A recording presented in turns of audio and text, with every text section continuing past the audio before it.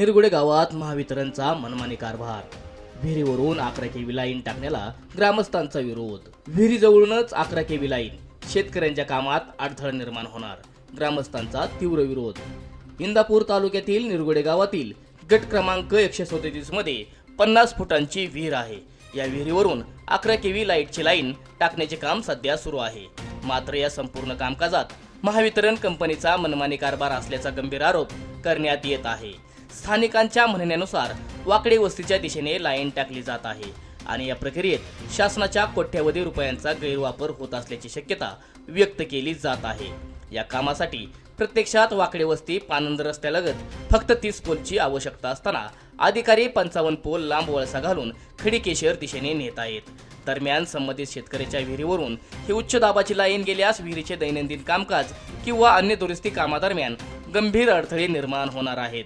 त्यामुळे ही लाईन शेतकऱ्याच्या विहिरीवरून न नेता तात्काळ सदर कामकाज कायमस्वरूपी बंद करण्याची मागणी केली आहे। स्थानिक ग्रामस्थांनी संबंधित अधिकाऱ्यांची चौकशी करून या मनमानी कारभाराला आळा घालण्याची मागणी प्रशासनाकडे केली आहे। माझं नाव विजय काळे। माझं निरगुडे गावामध्ये गट नंबर 137 मध्ये माझी विहीर आहे। विहीर 50 फूट खोल आहे। तरी मी माझ्या विहिरीवरून वाकडे वस्तीसाठी जी 11 केव्हीची लाईन चाललेली आहे, ती 11 केव्हीची लाईन माझ्या विहिरीवरून नेऊ नका, तुम्हाला पर्याय मार्ग दुसऱ्या बाजूने घेऊन जावा, असं मी सांगून त्यांना काल पत्रव्यवहार केला।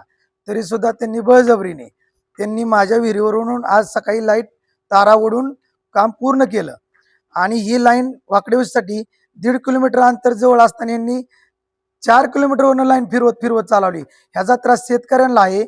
शेतकऱ्यांच्या रानातून कुठूनही पोल त्यांनी रवलेले आहेत आणि शेतकरी गरीब असल्यामुळे शेतकऱ्यावर यांचा MSC बोर्डाचा बळजबरीने अन्याय फार मोठा चाललेला आहे।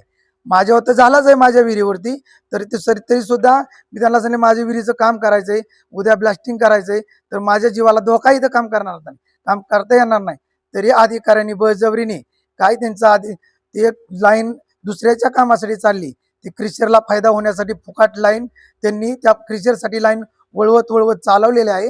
त्याच्यामुळे आम्हा शेतकऱ्यांना सगळ्यांना त्याचा त्रास बघावा लागतोय आणि शासनाचं अनामत पैसे कोट्यवधी रुपये चुकीच्या मार्गाने वापर करत आहेत। ही माझी विनंती आहे की ह्याचा काहीतरी अधिकाऱ्यांनी विचार करून ह्याच्यावर काहीतरी निर्णय घ्यावा। मी सामाजिक कार्यकर्ता भगवान बाप्पू खारतोडे। ही जी लाईन चालली आहे 11 केव्हीची निरगुडे सबस्टेशन मधून, ती लाईन रस्त्याच्या कडेने चाललेली आहे आणि PWDचं पत्र आहे माझ्याकडं। PWD यामध्ये सांगतात की हा जो प्रजिमा 124 आहे, या प्रजिमा 124 मध्ये तुम्ही काय करा, रस्त्याच्या मध्यापासून 15 मीटरच्या अंतरावर पूल टाका। परंतु ही जी MSCBचे अधिकारी आहेत त्याचप्रमाणे ठेकेदाराने या पत्राचं कोणतंही याला बगल देऊन, हे पत्र आहे बघा सार्वजनिक बांधकाम विभागाचं, यांनी रस्त्याच्या साईड पट्टीमध्ये पोल टाकलेले आहे, त्याचे जे स्टे आहेत ते सुद्धा साईड पट्टीमध्ये रवले आहे। याच्यामध्ये अपघात होण्याची शक्यता आहे।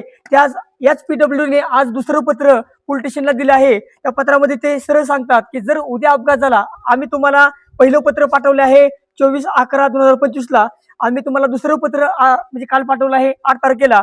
त्यामध्ये स्पष्ट उल्लेख केला आहे जर अपघात झाला तर जबाबदारी कोणाची, आणि जे काही हा रस्ता आहे आमचा प्रजिमा 124 याचं वाढीव मंजुरी आली आहे या रस्त्याला, तरी सुद्धा हे पोल अडचण करत आहेत।